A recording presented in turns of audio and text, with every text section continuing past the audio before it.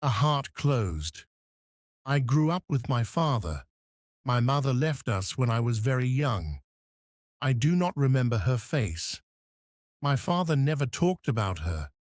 When I asked, he said, "She is gone. That is all." I stopped asking. We lived in a small house near the river. It was quiet, and we did not have many visitors. My father worked hard. He fixed cars in a small shop. He came home late and tired. He ate his dinner in silence and went to bed early. I stayed alone most of the time. I read books and walked by the river. I watched the water move slow and calm. I liked the quiet. I did not talk to many people. I did not trust them. At school, I was different. Other boys played together. They laughed and shared their stories. I sat alone in the corner. I did my work and left when the bell rang. Some boys tried to be my friend, but I pushed them away.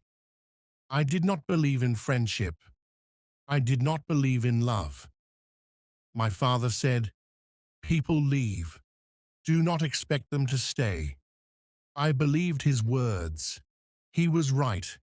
Girls were the same. They smiled and talked to me, but I did not answer. They asked me questions, but I walked away. I saw how they laughed with others. I saw how they changed their friends. One day, they liked someone. The next day, they liked someone else. I thought they were not real. I thought their words did not mean anything. I did not want to waste my time. I focused on school. I focused on work. I did not need people. I was fine alone. Years passed. I finished school. I helped my father in his shop. Every day was the same. I woke up early. I worked all day. I ate dinner with my father. We spoke few words. Then I went to bed. The next day, I did the same. Life was simple. Life was quiet. I did not feel sad, but I did not feel happy. I thought this was life. I thought I needed nothing more. Then one day, everything changed. It was a normal day. I woke up early, ate breakfast, and went to the shop. My father was already there, working on a car. He did not say much. He never did. I picked up my tools and started my work. The air smelled of oil and metal. The sound of engines and hammers filled the shop. This was my life. This was what I knew. Then she walked in. A girl. She looked around, then stepped closer. She had a problem with her car. I did not look at her face. I did not care. I wiped my hands and asked, "What is wrong?" She explained, but I barely listened. I just wanted to fix the car and go back to work. She thanked me, but I did not respond. I thought she would leave, but she did not. She stood there, looking around. "Do you like working here?" she asked. I did not answer. I did not like small talk. She smiled and said, "You are very quiet." I stayed silent. She laughed a little. It was soft, not loud like other people. It did not bother me. I finished fixing the car and gave her the keys. She thanked me again and left. I thought that was the end. But the next day, she came back.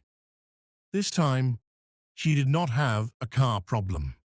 She just stood at the door looking at the shop. I ignored her. She walked closer and said, "Can I watch?" I asked.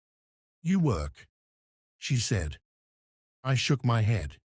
She did not leave. She just smiled and said, "I will wait outside." I did not understand her. Why was she here? What did she want? For the next few days, she came again and again. Sometimes she asked questions. Sometimes she just sat outside watching. My father noticed. She is different, he said. I did not reply. I did not want to talk about her. I did not want to think about her. But I did. One evening, I saw her by the river. She was sitting on a rock, looking at the water. I walked past her, but she turned and smiled. Do you like the river? I stopped. No one ever asked me that before. I nodded slowly. She did not talk more. She just sat there, quiet. It felt strange. I told myself she was like the others. She would leave, but she did not, and that made me afraid. Days passed, and she kept coming. Every morning she walked into the shop. Sometimes she had a question, sometimes she just watched. My father got used to her. He even smiled when she arrived, but I did not understand her. She was different. She did not act like other people. She did not talk too much. She did not ask too many questions. She just stayed, and I did not know why. One afternoon, she brought coffee. She placed it on the table next to me. She said, I want to drink coffee. I put it on the table near me. For you, she said. I looked at it, but did not take it. I don't drink coffee, I said. She just smiled. Why? She shrugged. Because you work hard. I did not answer. I picked up my tools and continued working. But I saw my father take the coffee and smile at her. He liked her. I did not know why. She started coming in the evenings too. Sometimes she sat by the river. Sometimes she walked near the shop. She did not ask me anything. She did not expect anything. She was just there. I thought she would get bored. I thought she would stop coming, but she did not. One evening, I found her sitting on an old bench near the river. The sun was setting. The water looked golden. I was tired, but I walked toward her. Why do you come here every day? I asked. She looked at me and smiled. Because I want to. Her answer made no sense. You don't even know me, I said. She tilted her head. Maybe I do. I shook my head. No, you don't. She was quiet for a moment.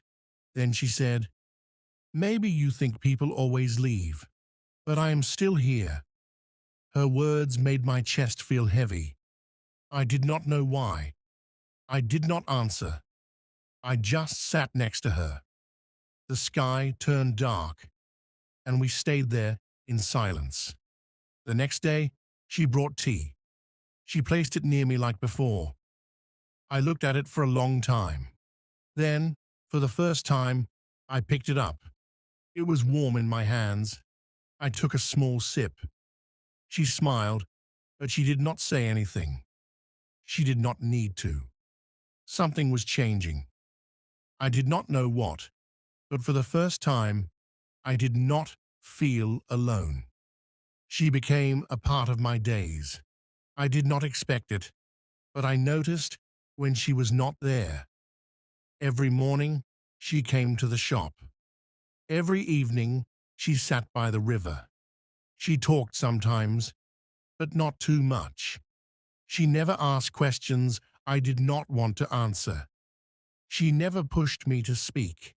She was just there, and I let her be.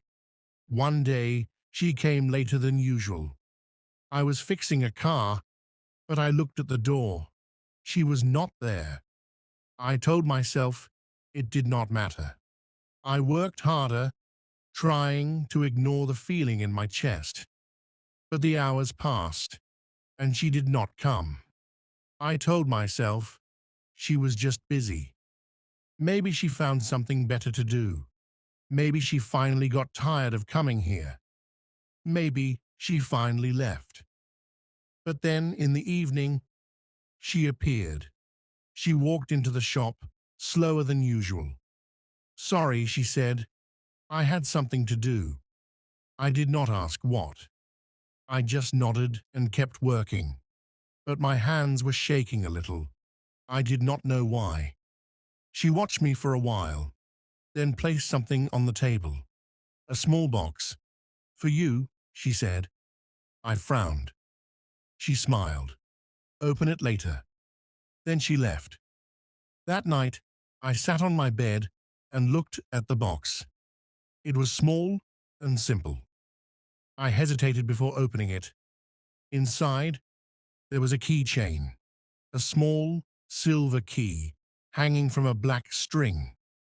It was simple, just like me, just like my life.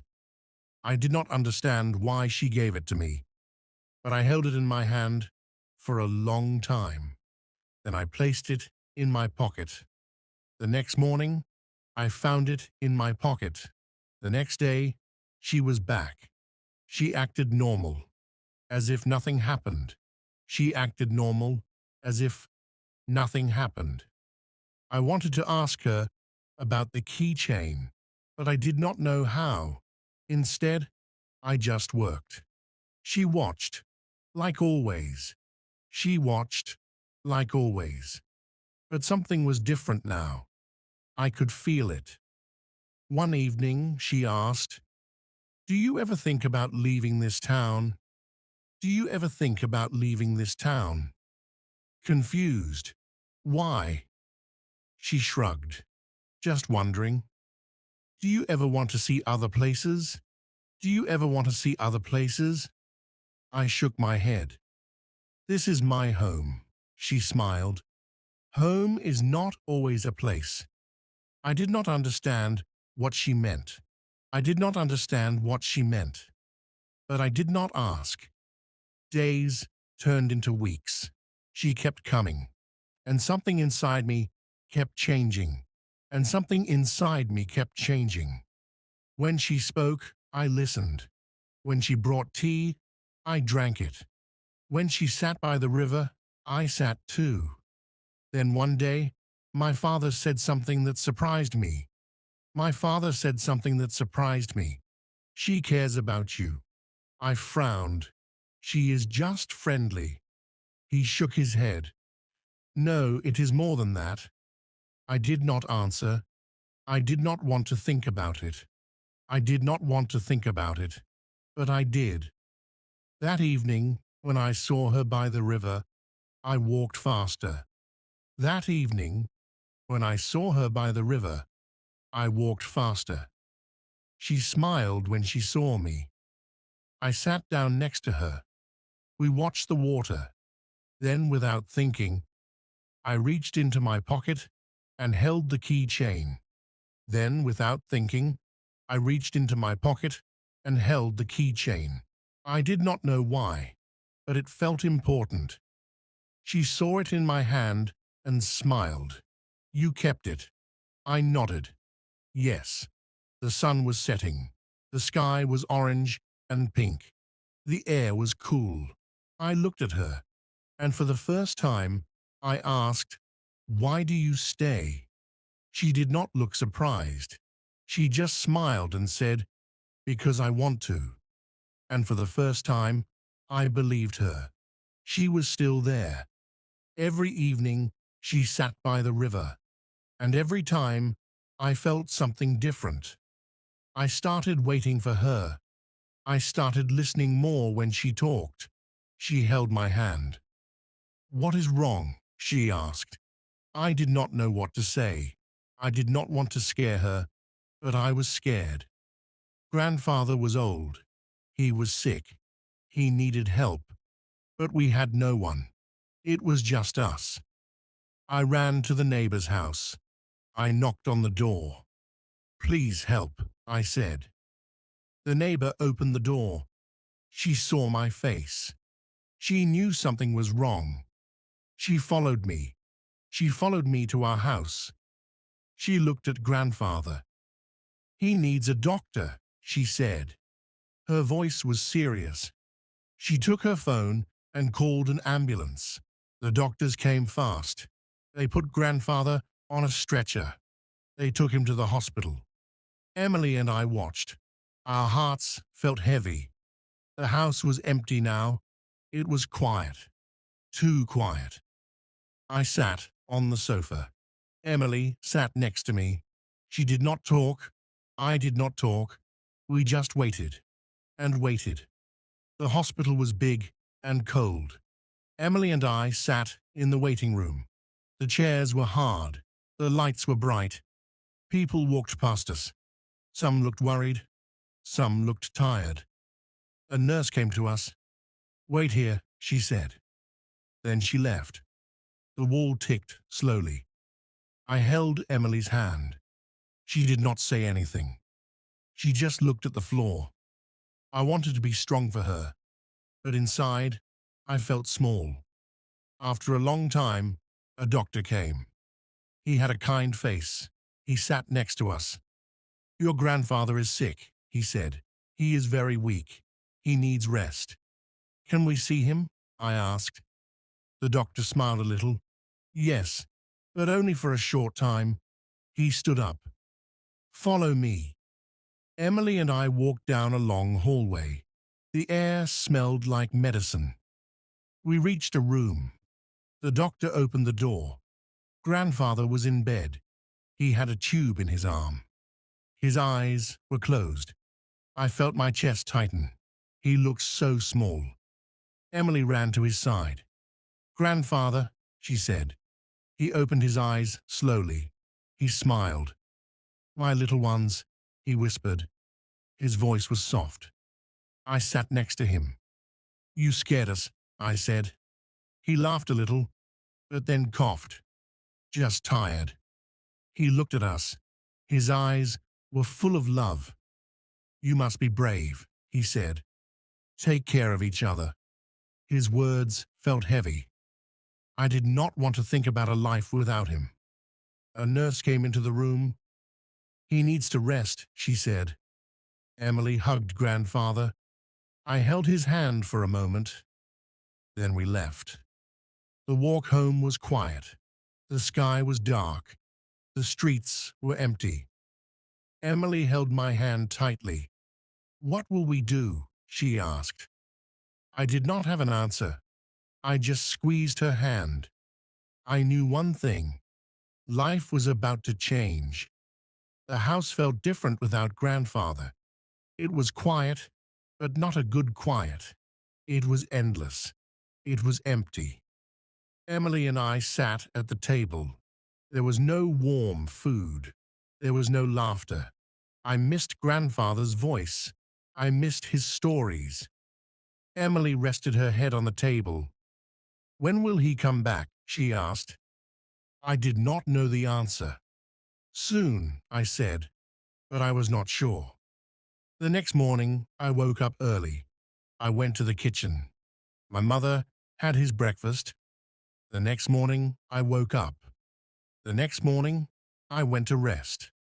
My mother had her breakfast. In a few minutes, he came back. He took me to see Uncle Mail. I could not see my father. I did not know my father. My mother was not sure. She had the same thought as mine. She had the same voice. I did not know my father. What would she say? My grandfather was in me. Emily sat at the table and watched me. He did not say anything.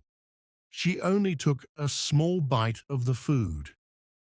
"It's not like grandfather," she said. I knew she was right.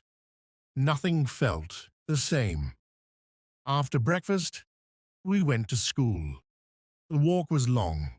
The streets were full of people, but I felt alone. At school, I could not focus. The teacher talked, but I did not hear her words. My mind was at the hospital. I wanted to see grandfather. I wanted to know if he was better. At lunch, Emily sat with me. She played with her food. "I don't feel hungry," she said. I understood. I did not feel hungry either. When school ended, we walked home. The sun was warm, but I felt cold inside. At the door, I stopped. I did not want to go inside. The house felt sad, but Emily was tired. She needed rest. We went in. I tried to smile for her. "Let's do homework," I said. She nodded. We sat at the table, but my mind was not on homework. It was on grandfather. That evening, the phone rang. I ran to answer it. It was the hospital. A nurse spoke. "Your grandfather is stable," she said, "but he needs to stay here longer." My heart dropped. I wanted him to come home. I wanted things to be normal again, but I knew that was not possible. "Can we visit him?" I asked. The nurse said yes. I felt a little better. The next day, we went to the hospital again. Grandfather looked tired, but he smiled when he saw us. "How are my little ones?" he asked. Emily hugged him. I sat beside him. "We miss you," I said. He touched my hand. "I miss you too." He looked at me for a long time. "You must be strong," he said. "Take care of Emily." His words stayed in my heart. I knew he was telling me something important. When we left the hospital, the sun was setting. The sky was orange and pink. Emily held my hand. "I wish grandfather could come home," she said. I nodded. "Me too," I said, but deep inside, I knew that we had to be ready. Life was not the same anymore. Days passed, but grandfather did not come home. Emily and I visited him after school. He was weak, but he always smiled when he saw us. "Are you eating well?" he asked. I nodded, but it was a lie. The food I made was never good. Emily ate only a little. Grandfather sighed. "You must take care of yourselves," he said. His voice was soft but firm. One afternoon, I came home feeling tired. Emily was quiet. She sat on the sofa and hugged her knees. "I don't like this," she said. "I want grandfather back." I sat next to her. "Me too," I said, "but we have to be patient." She looked at me with sad eyes. "What if he never comes back?" she whispered. I did not know what to say. I just held her hand. That evening, I thought about our future. Grandfather was sick. It could not work. We had no money. We needed food. We needed to pay for school. I felt scared. How would we take care of everything? I looked at Emily. She was small and innocent. I had to be strong for her. I had to do something. The next morning, I woke up with a decision. After school, I would look for work. I told Emily my plan. "But you are just a boy," she said. "Who will give you a job?" I did not know the answer, but I had to try. "I will find a way," I said. After school, I walked through the streets. I looked at shops and restaurants. People were busy. I saw a bakery. The smell of fresh bread filled the air. I stepped inside. A man stood behind the counter. I took a deep breath. "Excuse me," I said. "Do you need help?" The man looked at me. He frowned. "How old are you?" he asked. 12, I said. He shook his head. "You are too young," he said. My heart sank. I walked to another shop. It was a small grocery store. A woman was putting vegetables on a shelf. I asked her the same question. She looked at me for a moment. Then she sighed. "I can't pay much," she said. "But you can help me clean." My heart lifted. "I will do it," I said quickly. She handed me a broom. "Start now," she said. That night, I came home feeling tired but proud. Emily looked at me with big eyes. "Did you find a job?" she asked. I smiled. "Yes," I said. "It's not much, but it's a start." She hugged me. I felt strong. For the first time, I believed that we could take care of ourselves.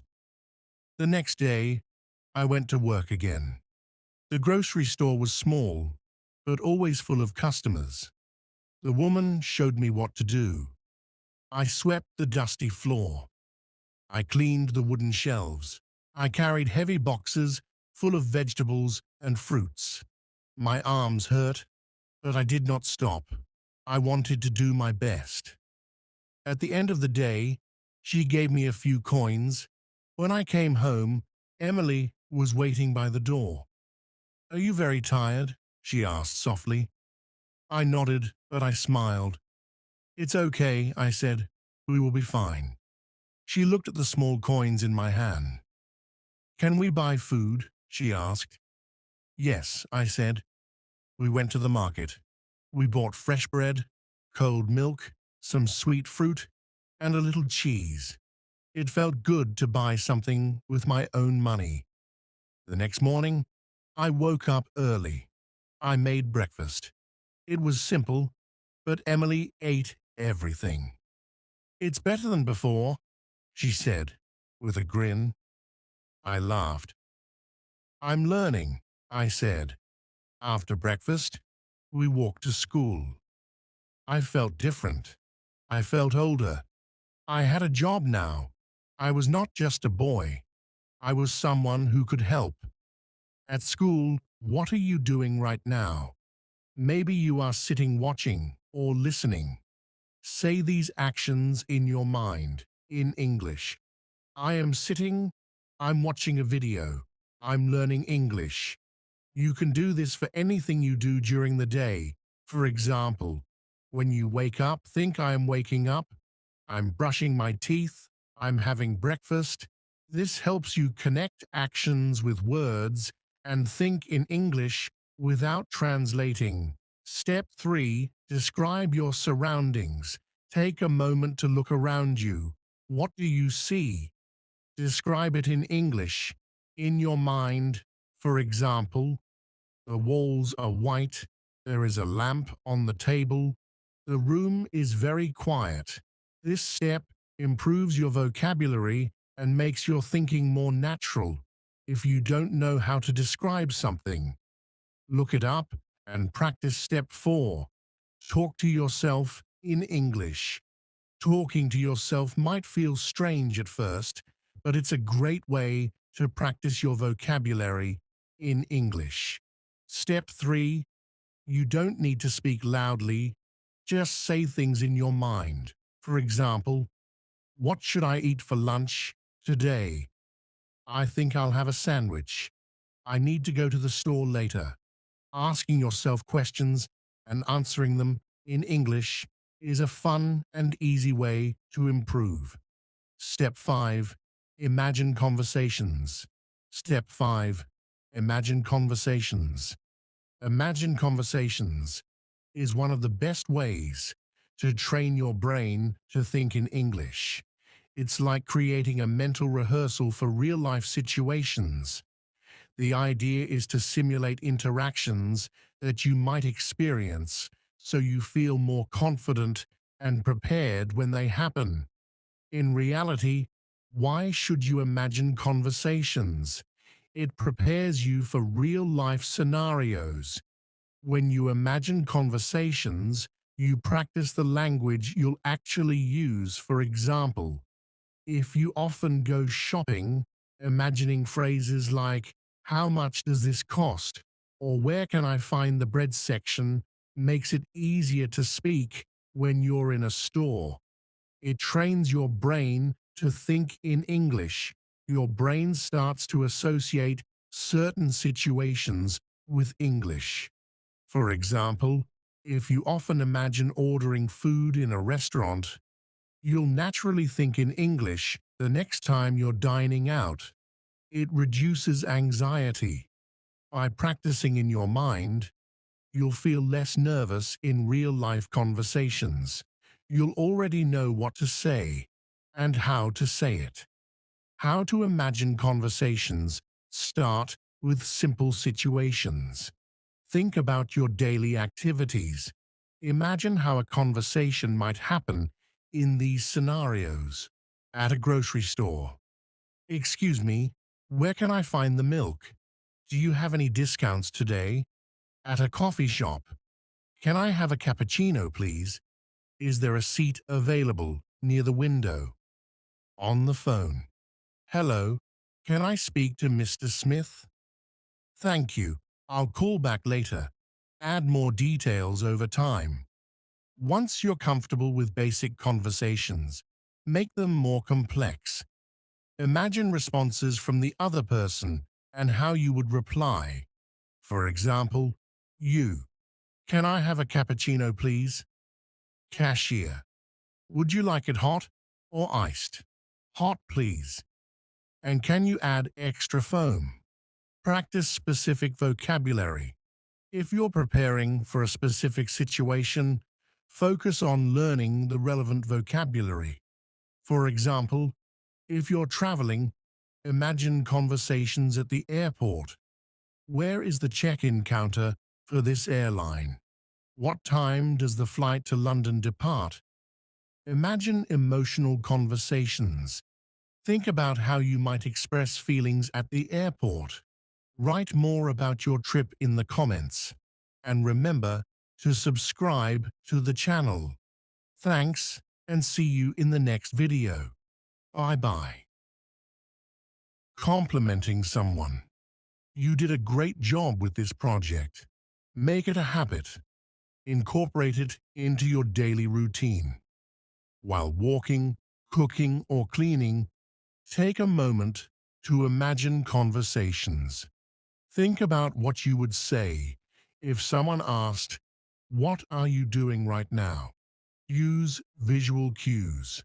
Look around you for inspiration. If you see a book, imagine asking someone, "Have you read this book? Is it good?" Practice with real situations.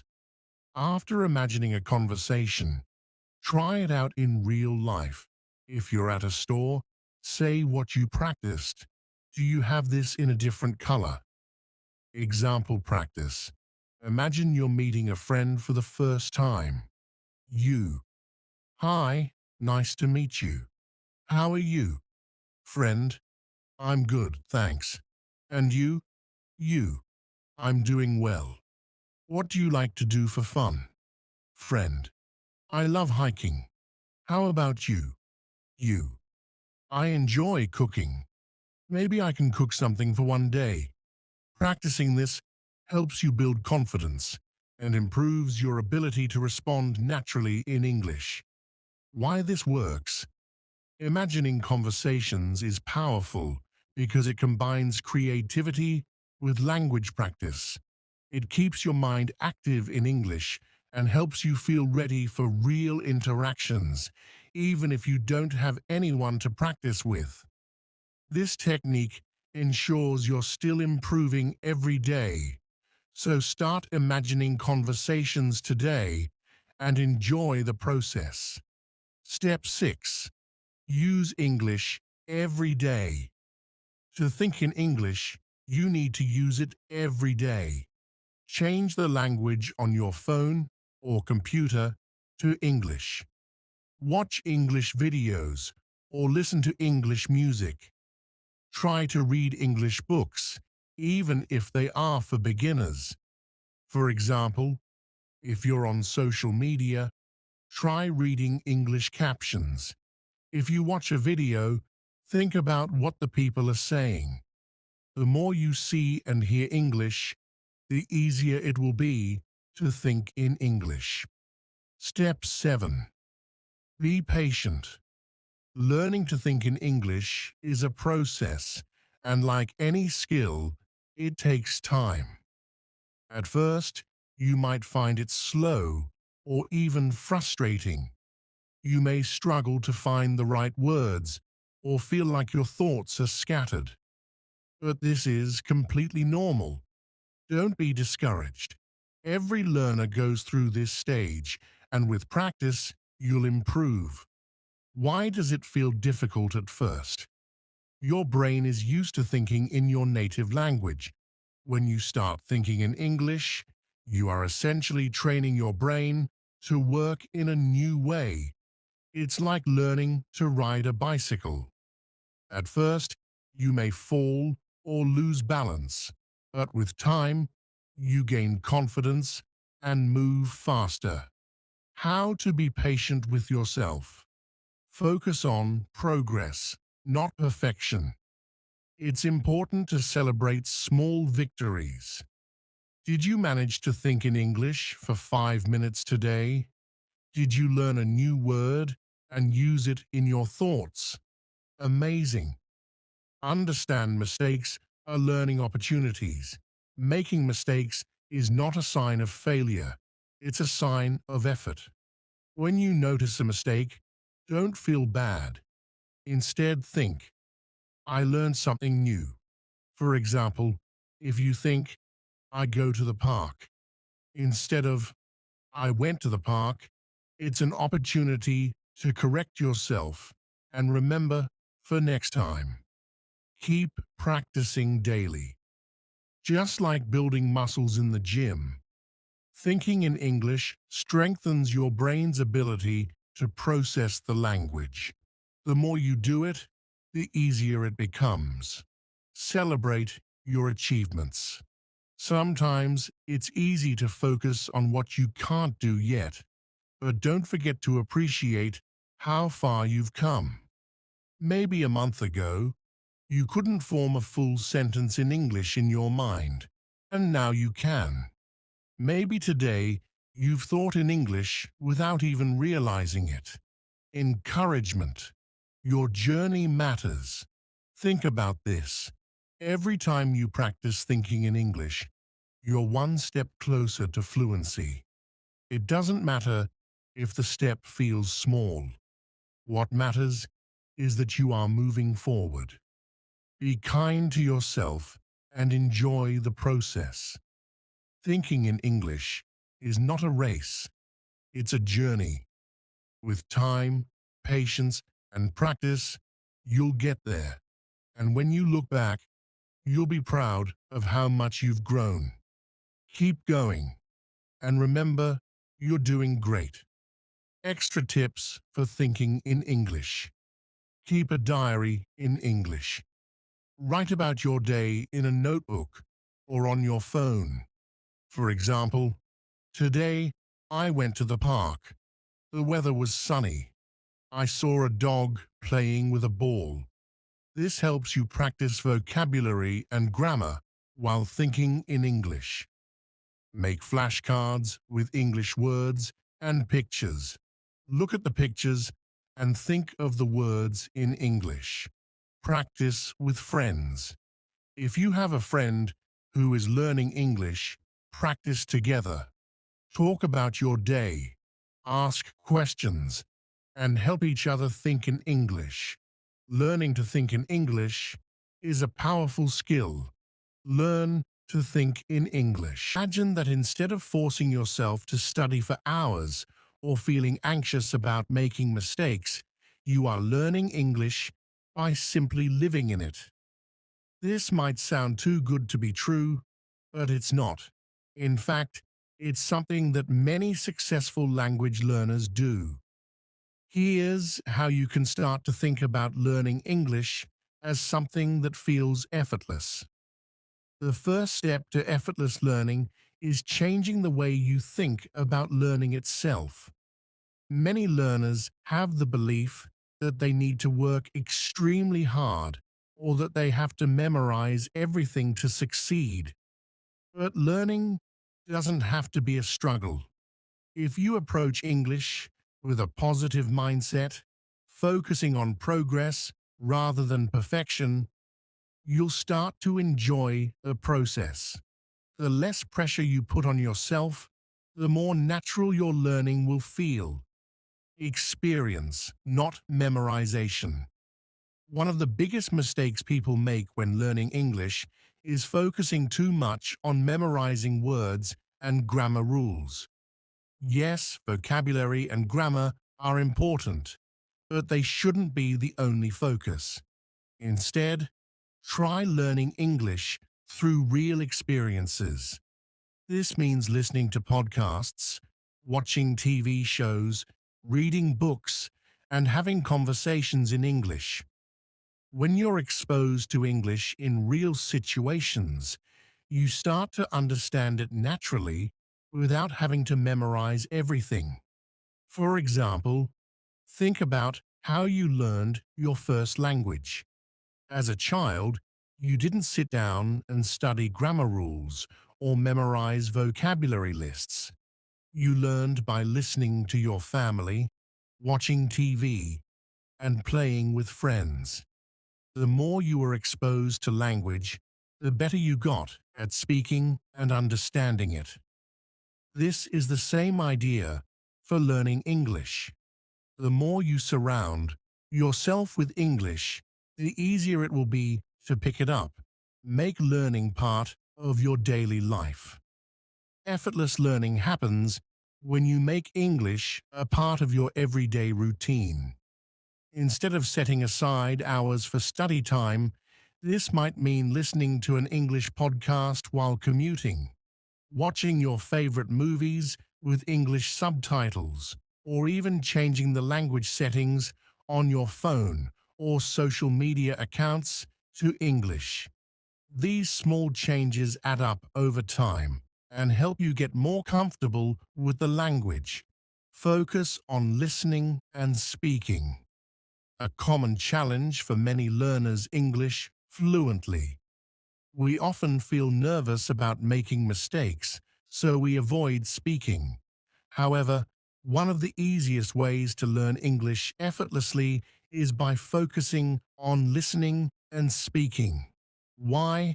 Because these are the most natural ways we learn languages in the first place. When you listen to English regularly, you start to pick up on new words, phrases, and sentence structures. Similarly, when you practice speaking, you start using the words you've heard in real conversations. Don't worry about being perfect. The goal is to get comfortable with the language. As you listen more and speak more, you'll notice that it starts to feel easier and more natural. Celebrate small wins. Learning English effortlessly is not about achieving perfection right away. This person lacks confidence. Candidate 2 walks in standing tall, smiling, making strong eye contact, and speaking clearly.